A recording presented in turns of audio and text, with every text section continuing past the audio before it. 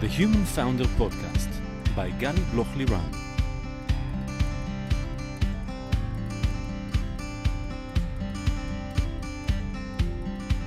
Hi, I'm Gali Bloch and welcome to the Human Founder, the podcast where we speak about the mental aspects of the entrepreneurial journey. Entrepreneurs often describe the emotional roller coaster that is embedded in being an entrepreneur or investor.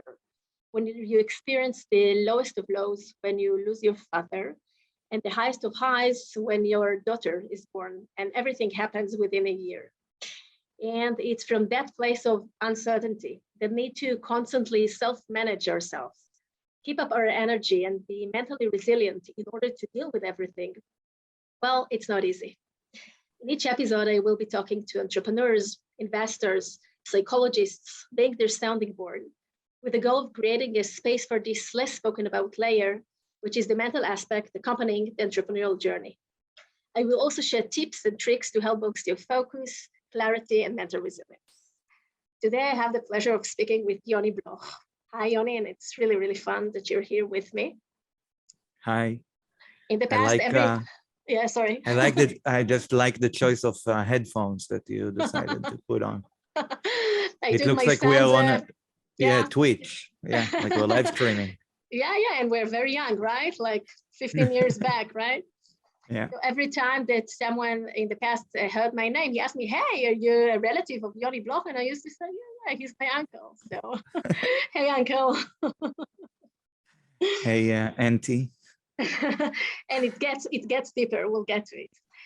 Yoni, you're a musician, songwriter, composer, rock singer, and high-tech entrepreneur. So many titles. The founder and CEO of Eko, a technology company that's building a limitless platform for creating and publishing interactive, choice-driven video experiences. More than 100 leading global brands benefit from this technology, including Lego, Hershey's, Mattel, Unilever, Nespresso, Coca-Cola, so many. You're also a creative technological partner of Pinterest. And in 2018, you established a joint venture with the #1 retailer in the world, Walmart. In Dance 100 listing, Eko was announced in the ranking as the best startup to work for, up to 100 employees in 2021. You used to live in Brooklyn. You're currently back in Israel, married to Bao. And the shout out is that your father took Gali Bloch, right? Just like me, but she's 6 years old. Yeah. So next time somebody asks if we're related, you should say that I'm your dad. That could be a little bit problematic, but that's a point. And to Lily, which is a 4-year-old. So no, it's the opposite, by the way. Lily is 6, Gali is 4. Oh, yeah. So I mixed it. So thanks for You wanted to be the older one. Well, I take the maturity lead and whatever. So we tried for so long to get to this conversation, and life is hectic and very, very busy, and we moved back and COVID and everything together. But I'm so happy that we have the chance now to dive deep a little bit to your life, which are so interesting. And I think that we'll begin prior to sharing the history of you as a musician, etc. What happens that one day in your life you wake up and you choose to make this change and pivot from being a musician into being a founder, an entrepreneur? Tell us a little bit about it. Yeah, I think, when you tell the story, you can decide to invent whatever story you want. But in truth, it for sure wasn't the day that I woke up. Generally, I was always into, I was an early adopter of the internet. My dad had an internet account in the late 80s and early 90s when I was really young, through the University of Ben Gurion in Be'er Sheva. And I wasn't a very popular kid at school. I had a lot of screen time in IRC, which were very early chat rooms online even before the World Wide Web. Like, this is that early. And so I was, a geek at those things when it wasn't cool to be that. And so I always, even my music career, revolved around, I published songs of mine online in the late 90s, early 2000s, and started my career leveraging my advantage of knowing how to work in, on the internet before it was such a popular or, normality like water. And so, so it wasn't like weird to people who knew me, but it was after my third album, which was something I recorded after being really depressed and making a very artistic album that I thought was really good and nobody else did, like nobody bought it. It was not very successful. And I think in real time, actually in retrospect, it became way more successful, but at the time it wasn't. And I was, I think, trying to fill the void or something. And the same people that played in my band that we played together, and the guy who I directed, I didn't direct, I created with this guy who directed a music video for the whole album. And we together decided to start the company with ideas we had while we worked together.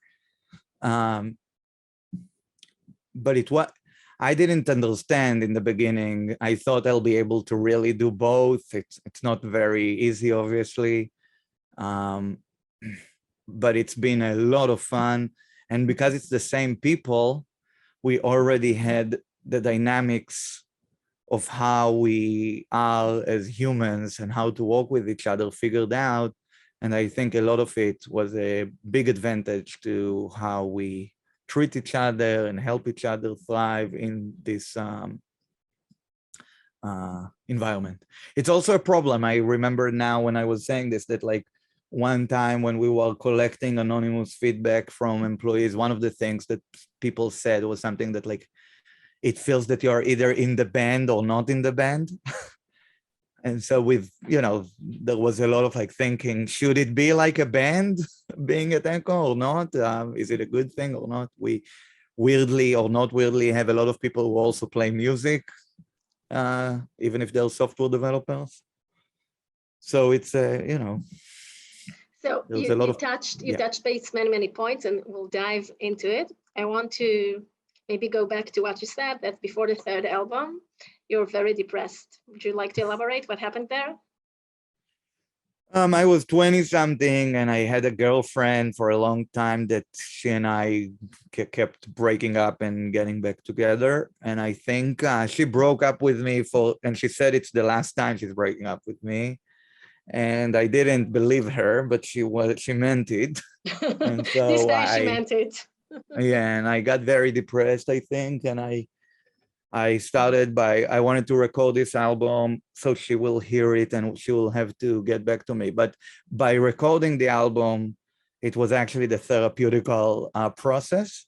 And then when I did the movie, the video, I actually just started dating this girl who I proposed that she will play the ex-girlfriend in the movie, and she's my wife now. So she says correctly that like now I have a movie that will show what happens if we break up, and I don't even think about it. So it's like from a very big crisis, trying to bridge that gap and fill that void. You actually found the love of your life, and like it helped you to move on. And the second thing is that you mentioned that days the album wasn't that successful, but it actually started to be much more successful a bit longer later on. Sometimes it takes time to evolve and to really appreciate the creation and what happens with it. Yeah, in music it happens more, especially now in the days of streaming, where it's easier and harder, depends on what angle you look at it, but it's easier technically to be rediscovered. It's harder because there's many more that can be rediscovered.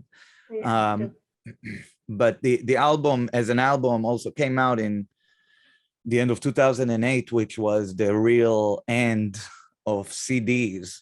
And it was a double album that came out on like a CD and a DVD. And this is all, well, what is a CD? What is a DVD? Like, exactly, yes. It's this thing.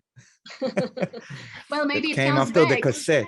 Like the Patiphones, right? It comes back. So maybe it's You'll Yeah, have vinyl is like having vinyl, a yeah. resource now. Yeah. So you're in this process and you used to play with tech and you've been a geek your whole life. And what happens there that you start to think that you can make technology related to music or to video or to combine them both? It's not just something innovative those days. It's also a new perspective and a new way to look about to see shows and music and brands and how to wrap them in another way. So tell us a little bit about the creation of the idea and where it evolved from. I think that was a bit more because we are musicians and we were recording artists, and we felt a lot of the pressure suddenly with the, again, this is 2008 when we released this album, and YouTube is like 2 or 3 years old. You know, this is the beginning of this more on-demand kind of world where, you know, again, I grew up on the MTV days with VHS waiting for my favorite music video to come up to record it, and it's a very different world.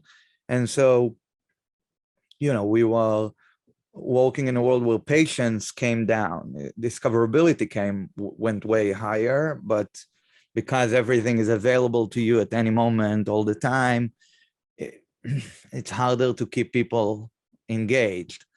And I think a lot of our thinking was around the fact that, you know, the whole basis of how the internet works is interactivity. It's not like a lean back experience, but every time a video shows up online, somehow you're expected to lean back instead of staying engaged. And so a lot of the thinking was about how do we bring video to the same standard of the rest of the internet. And we used to use an example a lot of how in the first, actually like 20 or 30 years of cinema, movies were shot like a theater, like the camera would be put in the best seat in the house, and then it was very flat. And it took time until someone thought about a closer shot. So I think that's part of what the internet is still evolving to do, is to like understand how video should be utilized. I think right now, you know, video calls since the pandemic has become a really popular version of that, but I think there's many more coming up. So I think, I remember I thought about it, that it's very interesting for me to hear from you about the perspective of being a musician and an entrepreneur, the similarities, the differences, etc. Because many of it is based on the creativity and the creation of something new, which wasn't created before, but also about the obvious and then together not so obvious choice to build a company with friends from your group, from the company, from the music band. So tell us a little bit more in depth about the process that you've been together with Barak and Tal, your co-founders, how it changes from the relationship of being together in a music band to working together as co-founders in startups, and the similarities and the differences and how it helped you or not. Yeah, there's even more, because besides the co-founders, some of our earliest employees are people that are also part of the same gang, which is Tomer, who's our lead developer, and Alon, who directed that video that in that movie that we did for the album, who's our chief creative officer. I think the type of people we are, or at least I'll talk about myself, because there I can for sure attest that and this has pros and cons, which is whoever is a friend of mine, I want to work with them. Like, and so don't know if you watch the show Severance, but it's a very highly recommended show. But okay. There's a lot of like thinking about, you know, the difference between life and work, and I don't. And So walking with my friends makes total sense to me. There's a lot of issues with that, as you can imagine.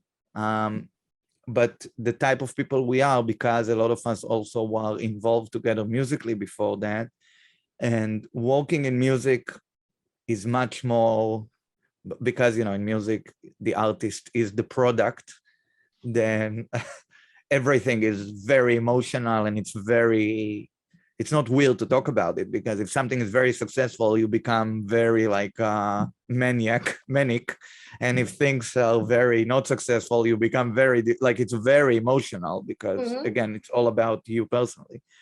And so the people that I work with in the company worked with me before that on such personal, emotional things. It's actually easier because suddenly we all have a product together that's not us. So, yeah, I think. So in a way, you're describing some kind of taking a space or a remote thing a little bit, the inner us that was very, very much intertwined with our creation within the band, to doing something which is a little bit more remote from us, which is a product that is not necessarily who we are, but what we bring into it. Some kind of there's a buffer. Yeah, it also put us together more, because I think when it was us, even though we are a band together, it was titled Yoni Bloch, and it was about my depression or about the girl who broke up with me. And so a lot of the pressure was on me. And I think, at least for me, even though I'm the CEO, so it still has that responsibility. It's very lonely on a founder level, at least, sharing that with people that I already loved, and that we knew each other well and knew how to work with each other, was very advantageous start. And where did you find it challenging? The fact that you know each other so well, so deep, you've been through together so many emotional experiences together for many years, from earlier stage and till your 40s and on. So where did you find it more challenging to be with your co-founders?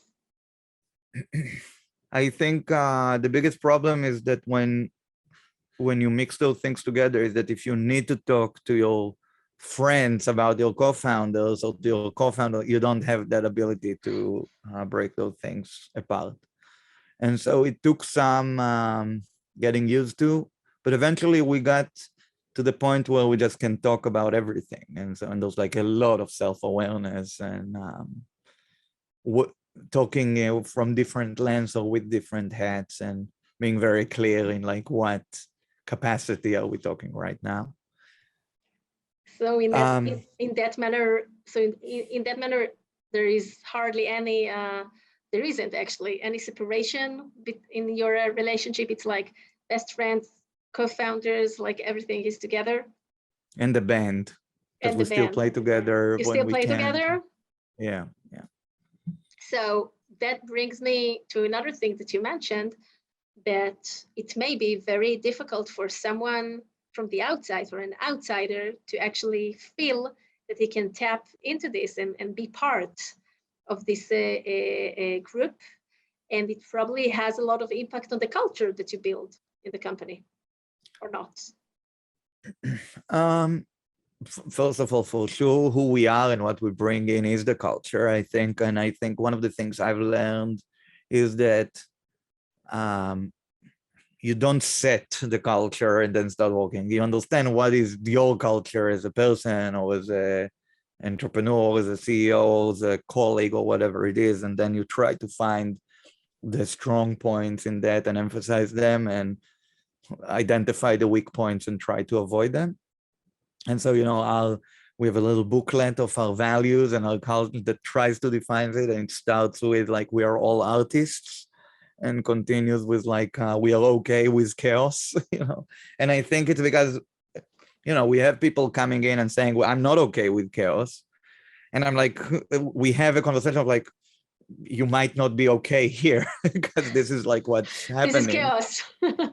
Yeah. And again, it's like a little bit on like, if it frightens you, some people are frightened but intrigued, they, we are, the chaotic people are trying to make sure that it's still nice and fun for the, again, there's a lot of things about how do you contain everyone, but in the end, the culture of the co-founders does set what the company's culture is. And so, as we've said before, we are working all the time on making it way more inclusive. But if one of the ways for us to know that you will fit in culturally is with this, we are all artists. If somebody asks you right away, like, well, I'm not an artist, then it's okay, because and what's the definition of an artist? It doesn't matter as long as you're okay with being defined within that group. And I think that's part of the beauty of like how we set those things to make sure that people who feel similar will feel good. I'm thinking of it that music, at least for me, it's something very therapeutic, and it changes my mood, and it really impacts the way I feel. So more over so is when you create music. So when you're moody or you don't feel that well and you want to create something, and maybe it's related to your co-founders, and then you want to create something new, but it's actually you create it together with them, right? So how do you do it? It's difficult to create this separation. So how do you overcome, this barrier, and actually isolating one area from another in order to continue and communicate that way? I think we've learned through the years how to fill each other's voids. In music, you usually come to the studio or the rehearsal room with the seed of the idea, and then everybody together works together. And it's very similar, I think, in the company. That again, it's extended to a much longer journey in the end, and there's a lot of more business decisions to be made. So it has way more layers, and it's bigger in terms of the amount of people involved.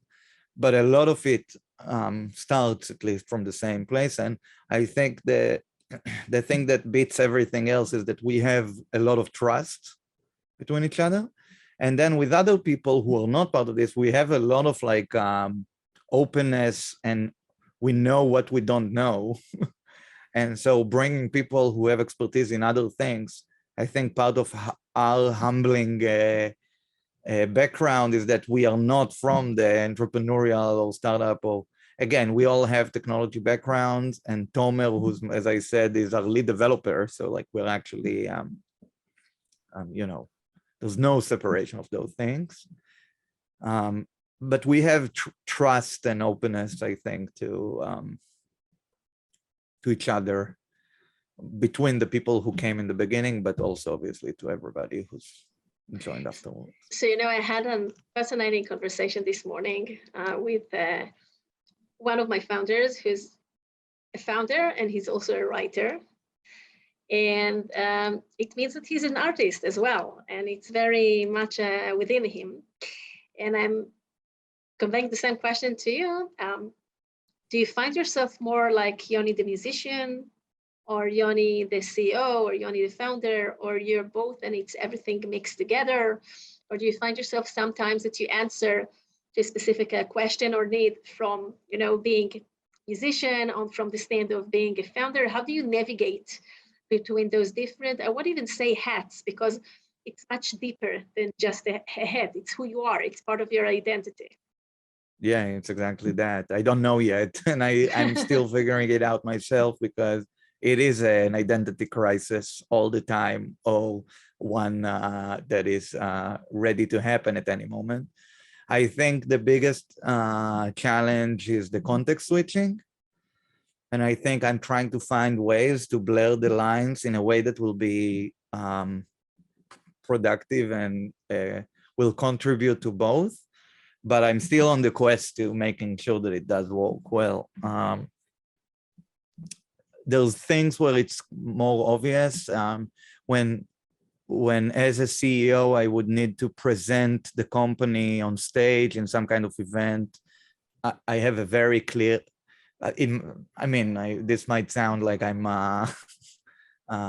complimenting myself, so I'll be cautious about it, but like I am I do have more experience presenting on stage, for example, and sometimes entrepreneurs don't necessarily, so it's an advantage that I have.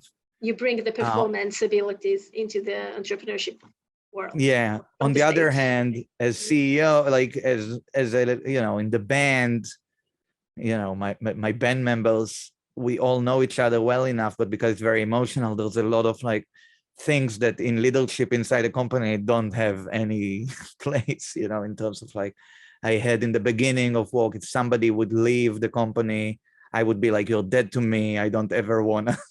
And it took me some time to understand this is not, we're not doing an album together. There is a work. For other people, it is work and not just. And I think it's interesting because you're describing in that example how difficult it was in the beginning to change this perception that as in the band it's something it's like a family. Is it? Would you describe it that way? Something which is so strong? It's much more emotional. Let's say much more. But we were also younger. I think there's also other ways to. It could be that if I would have started a company at 19, it would also be. But I think because in companies, the business aspect is much clearer. Mm-hmm. In music, even though there is a business side to everything, you will never admit, even if it does become a business kind of thing, because it defies what an artist is. And I think that tension is the biggest difference. But I think it also allows us, again, because the group that founded the company comes from the same background, we have the ability to talk about, are we still having fun? Is this something that we feel is contributing to our souls and not just to our pockets, And you also mentioned that maybe in the past, if someone wanted to leave you, would say, you're dead to me. So this is extreme. But on the other hand, the good side of being more emotional is that within your leadership, you allow yourself to show your vulnerability, your feelings, your emotions, the way you speak to your colleagues, team, employees. You're being more open with them and with the ability to share, because it's not the same, but it's a little bit like a show, a little bit like creating a new song or a new creation. So I think that it also gives you a lot of benefits comparing maybe to people that are less connected to their emotional axis. Yeah, but I agree. But I think, again, we want to emphasize where it's good and de-emphasize where it's bad. And it has two sides, right? Everything is more dramatic. And so I want to, I want to stay dramatic on the highs, but I also want to make sure that, I want to be there when we need to motivate, but also I don't want to be there when it's hard, and I have to be there, right? So that's part of the thing. We had this like ritual before every show where I would get very, very, very anxious. And our stage manager, Rodi, I don't know how to say it exactly, like the producer, we had like this ceremony where he would come and would say like, what, do you want me to cancel? I'm canceling the show. I'm telling them now it's canceled. It was like a joke but it became like part of like how we do it.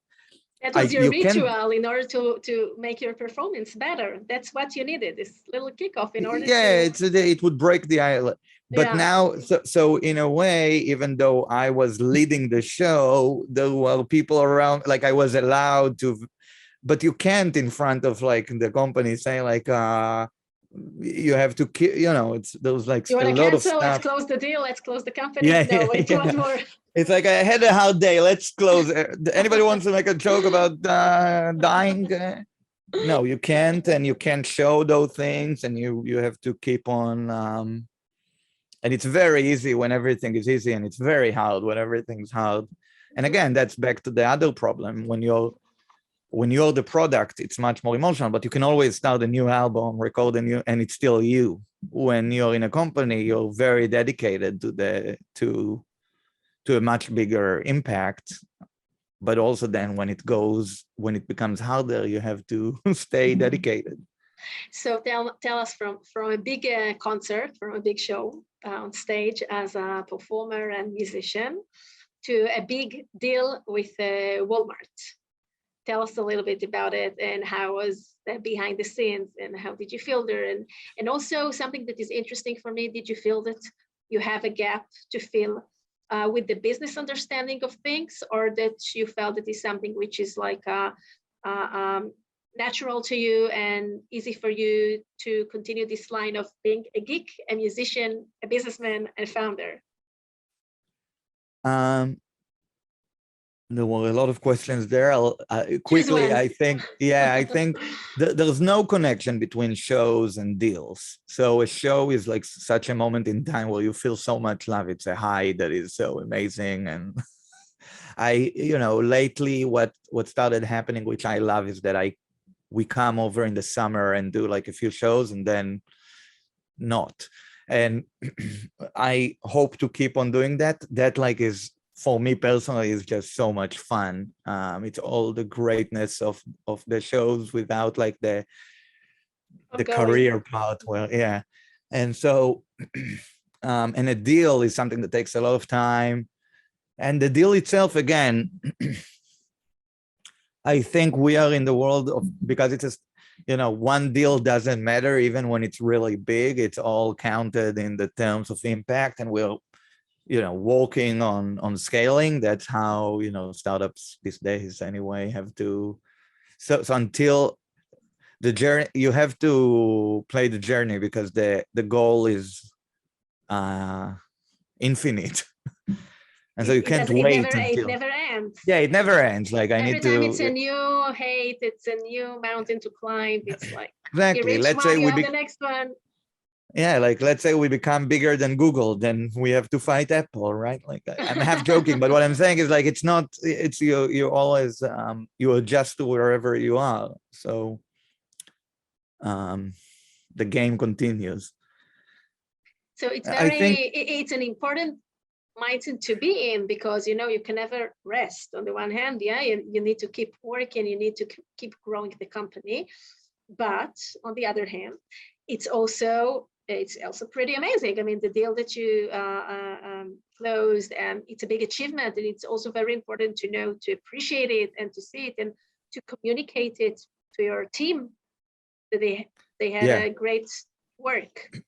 I think I have an investor that likes to say he's a very annoying investor, but he's also smart, but he's also annoying. And he always likes to say that any investment deal is not something to celebrate. It means that you just gave a piece of your company to someone, and that's a bad sign. Now, I think I think you do a little bit coaching, right? He's the opposite of that. Yeah, his style is to walk the opposite side, I think. But there's some truth to it, right? Like, I think part of the idea is that you try to focus on the larger impact, not on a specific deal. But yes, if I would be in therapy right now, I would want to talk about also celebrating the achievements on the way. And part of the criticism I personally get also is that I do not know how to celebrate achievements. And that is a very true, both in music and in life. I'm like, there's a goal, and like nothing on the way is ever enough. And as I'm getting older, I'm a little bit more and more learning how to. I think I always enjoy the journey, but I don't enjoy it in real time. I suffer all the time, and then I'll think back, and it was fun. And I'm trying to find ways to. I think having kids helps you understand that, like. You're describing very openly something that you're not the only one, obviously, who is suffering from it, and because of the high pace, and exactly the same quote that you gave from this cynical investor, that if don't be happy about the deal because it only means that you gave another part of your company. It's one way to look at it, and it's true, but it's not the only thing. It's not the only way to look at it. So I see many founders that it's difficult for them to stop, have a look, see, observe what they've gone through, what have they achieved. That is something which is, first of all, very important in order to engage the people around you and help them see that their efforts and helping create an impact. And it's also a very important fuel for yourself and for your co-founders to see where you're going, and that every step there is a progress, and even if there isn't a progress and it wasn't that much of a success, so you learn from it. And it's a muscle that even for the pessimistic people in the neighborhood, in Williamsburg or in Tel Aviv, it's a mental muscle that we need to work on. Do you see it a lot among other musicians and artists, that it's more difficult for them to really enjoy and observe those feelings? It's different. I think musicians are usually some type of narcissists. Mm-hmm. So the way they defend themselves from it is with self-love. I'm saying it also about myself, but I think that also creates the vulnerability when things don't go well. And then I think these are things that are better in in leadership roles. You learn how to those different styles of other people and what motivates them. And so the fact that I stay motivated feeling I'm losing all the time doesn't mean that's a good way to motivate other people. And so I think the most important part is that when in a band, it's 4 people, so they can get used to the let's cancel the show joke every time and keep on it. But when it's a bigger company, there's more people. There was a moment where I realized that I'm the one that needs to adjust as the CEO, not others need to adjust to me. And I think that's, the biggest, it's very obvious, I think, to other people, but going from being a musician to a CEO, that was maybe one of my biggest challenges. When did you had this, enlightenment, that you understood this insight that I need to adjust it as a CEO and not necessarily all the others have to change themselves to my... I don't remember a specific moment, but I did get a lot of people would say that was a very downer call, things are going well and you're just talking about how horrible everything is and this is not a good...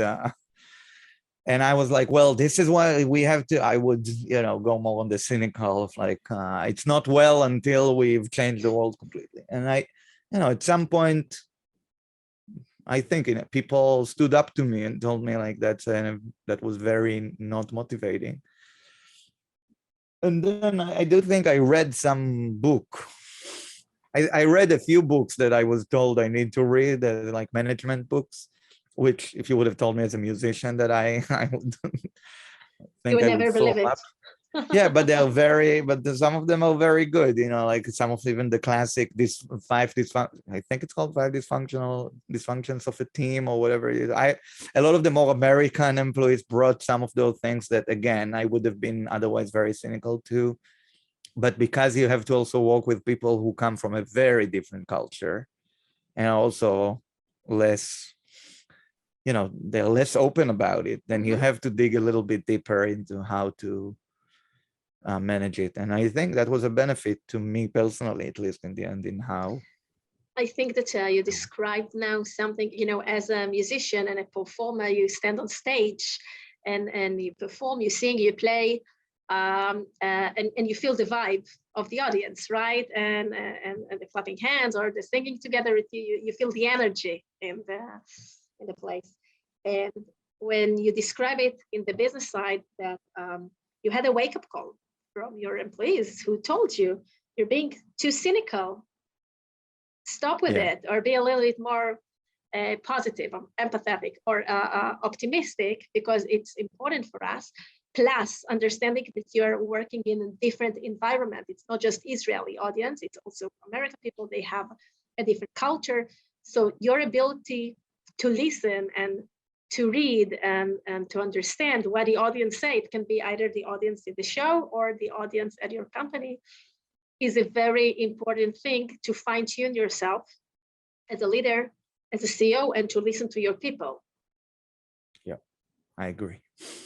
So, and this is, again, it's the difference. I remember a show where I had a full house, everything was amazing, but there was one person in the back of the club who came with his daughter and was like this the whole show.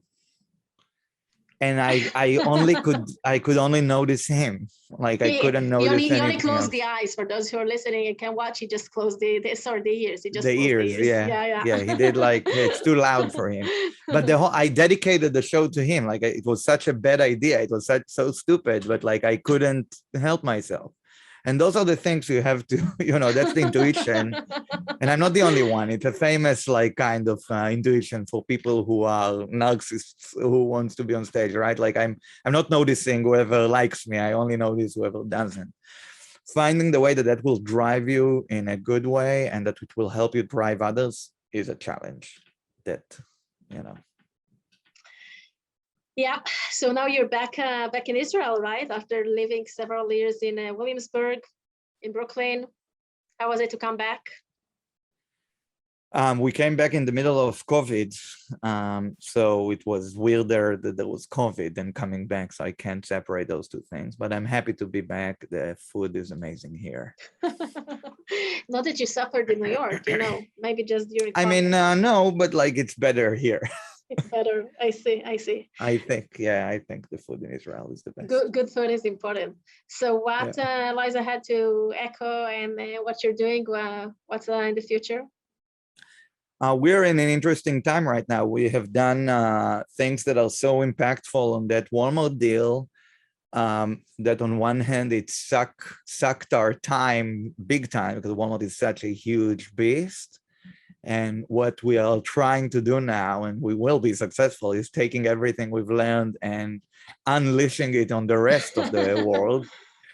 But it's such a difficult and challenging thing, both to get untangled and leveraging the right part of what we've learned. And the potential of it is, bigger than we've ever dreamt.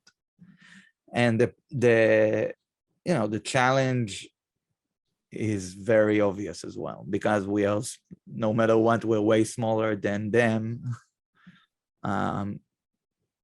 Then getting unattached is actually maybe one of the biggest challenges. Well, it's a weird problem to have, but it's but it's an exciting challenge. It's an exciting I like challenge. I don't care as long as it's a challenge. So summer is coming. Any shows ahead? I want a ticket. In Israel, New York, where do you plan to? We only perform in Israel, Only so perform in Israel now. I see. Yeah. So the summer, we do the summer shows. So I'm waiting to hear more about it. Yoni, we have so many more things to cover, and we'll leave it to the next episode to see how and what's going on later on with you and Will Matt. Dash to Gali Bloch. I'm waiting to see her. Thank you so much for joining me today and for sharing your story. For other people that would like to be in touch or to learn more about Eko, where they can find you. So obviously on Eko.com and on, the internet is on Twitter or whatever. I don't know what people do today, but I'm I'm there as well. You're around. I'm around, yeah. Great. So thank you again for making this happen. Thank you. To our lovely listeners, we're going to hit pause until next episode. That's also something I say to the entrepreneurs in my clinic in between sessions. If you enjoyed listening, I would really appreciate it if you share the podcast with people who you think would derive value from it. Thanks to Yoni for joining me today. Feel free to visit my website at galiblochliran.com and leave your details there if you wish to be updated and learn more about the mental aspects of the entrepreneurial journey and the musician's journey. Also, be sure to follow my podcast, The Human Founder, in any of your podcast apps. Let's hit pause. Till next time. Bye, Yoni. Bye.